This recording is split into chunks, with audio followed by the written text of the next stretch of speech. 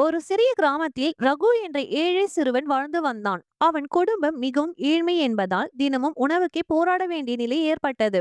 அன்று ரகுவின் பிறந்த நாள். ஆனால் ரகுவுக்கு எந்த ஒரு பரிசும் கிடைக்கவில்லை. வீட்டிலும் வறுமை. இதனால் அவன் மிகவும் சோர்வாக இருந்தான். அன்று இரவு அவன் வீட்டின் வாசலில் ஒரு பழைய பெட்டி இருந்தது. அதன் மேல் ஒரு சீட்டு. இதை திறப்பவன் நினைப்பது நிஜமாகும் என்று எழுதியிருந்தது.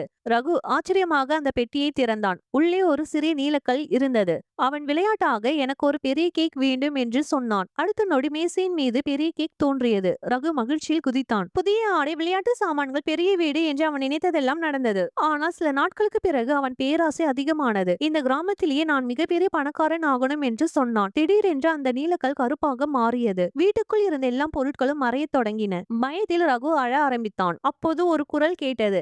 மாயக்கல் நல்ல மனசுக்குத்தான் வேலை செய்யும், பேராசைக்கு இல்லை. அதன் பிறகு ரகு ஒரு விஷயம் புரிந்து கொண்டான். உண்மையான மாயம் பொருட்களில் இல்லை, நல்ல மனசுக்குத்தான் இருக்கு என்றான். மறக்காம நம்ம சேனலை சப்ஸ்கிரைப் பண்ணுங்க.